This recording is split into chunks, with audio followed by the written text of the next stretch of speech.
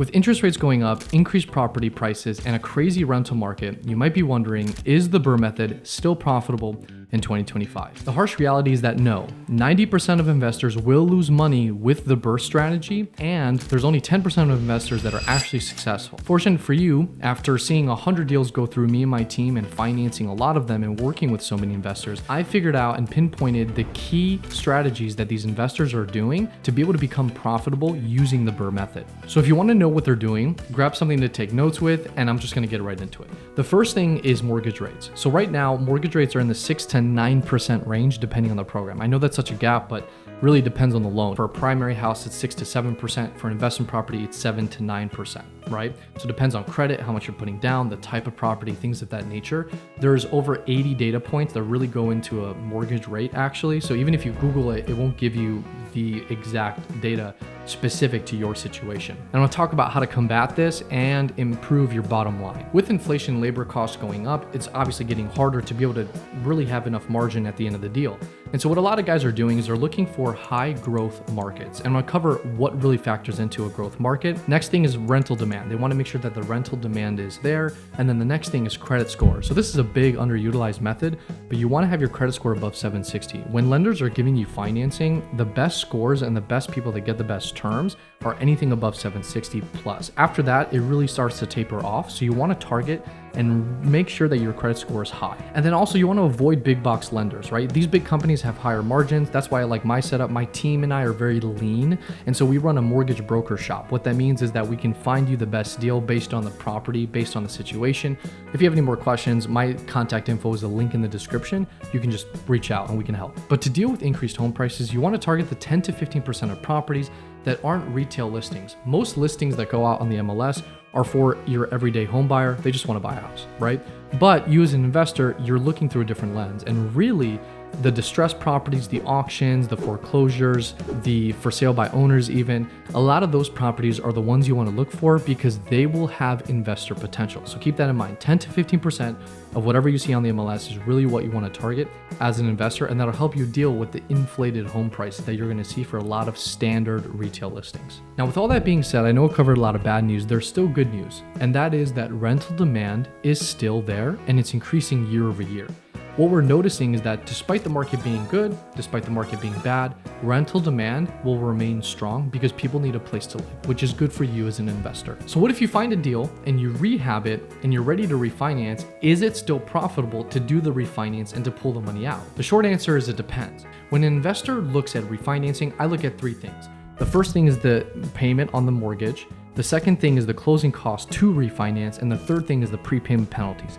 Those are the three issues that we need to address to really see if it still makes sense. Here's an example of one I recently did. So there was an investor that came to me. He had a single family home and it was free and clear. This investment property, he wanted as much cash out of it as possible because he wanted to invest in a project that he saw that was coming up. So his single family home was worth $350,000. Now, as we talked about earlier, the max you can get is 80%, remember? So because of our 80% rule, the max cash out was $280,000. Now, minus closing costs, he was getting roughly $268,000. With his new mortgage payment on the cash out, plus his rental income, he was basically just breaking even. With his new mortgage, there's obviously a payment. Luckily, his tenant is paying that mortgage. He gets to get all the cash and then his tenant has to pay the mortgage, which is nice. He was willing to sacrifice that cash flow to be able to get the mortgage and the cash he needed to buy and invest in the project. In this case, he was getting $268,000 to be able to invest, and he was getting around 15 to 20% returns year over year because it was a really good opportunity in his eyes. So he knew that this is going to be very valuable despite the sacrifice in cash flow. But a quick pro tip, if you want a lower interest rate and a better cash flow or a lower monthly mortgage payment, what you can do is you can have a longer prepayment penalty term. This is a big thing for investment loans, is that they're going to have prepayment penalties. So you can do a 1 year, 3 year, or a 5 year prepay. I made a video about it more in detail you can check out later.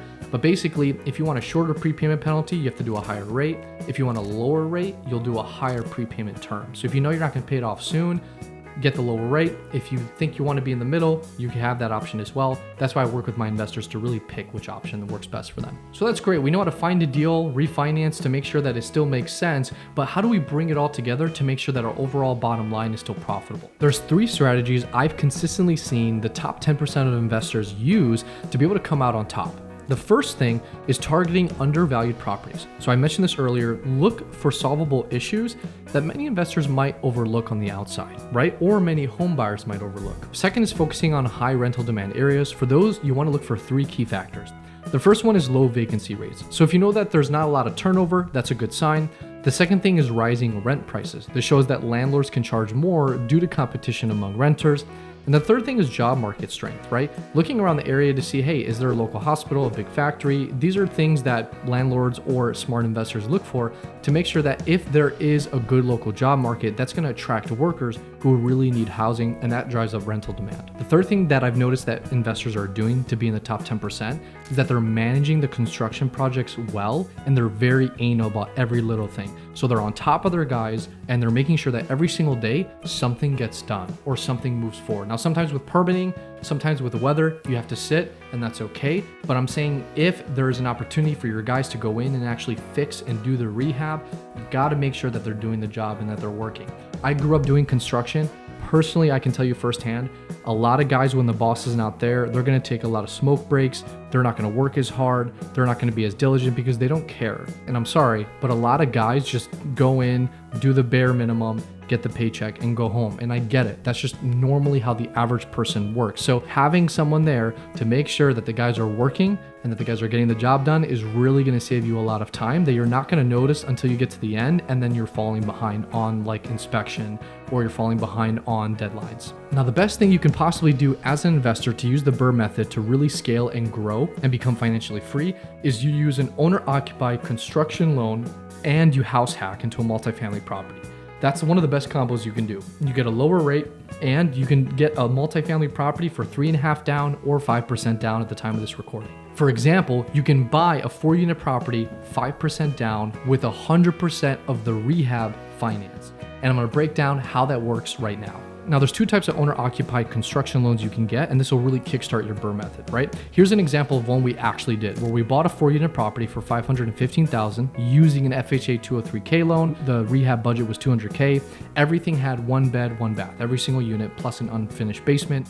Total cost was $715,000. Our down payment was $25K. So FHA requires 3.5% down. Conventional requires 5% down for a multi-unit. Keep this in mind. FHA and conventional have their pros and cons. I don't have time to get into it, but in this case, we did an FHA loan for the 4-unit building. If you can, I would recommend conventional. They're a little bit more easy to do, okay? But in this case, we did FHA.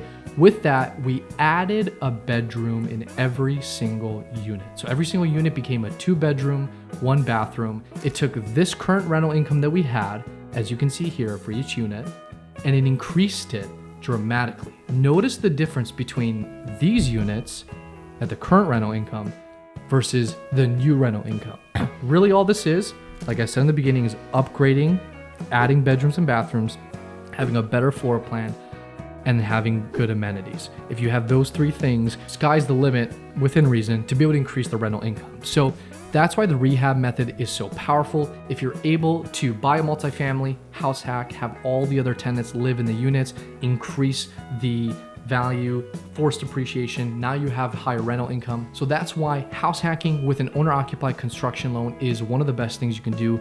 It's high ROI. You get high quality tenants, you can attract top dollar, and this person was cash flowing over $4,000 a month based off this 4-unit property because of the renovations that we did. So it's really, really powerful. Hey, so I hope this video gave you great insights on the BRRRR method and how to be more successful in 2025. If you have any questions or if there's any gaps that maybe I didn't cover, comment below, or if you have experience, share that as well. We'd love to hear your thoughts. I made a video on the DSCR loans, which is an incredible loan program for investors. If you want to learn a little bit more about that and how to leverage it for the BRRRR method, I made a video here. You can click on this. Thank you for watching. My name is Stef, and hope you enjoyed. See you on the next one.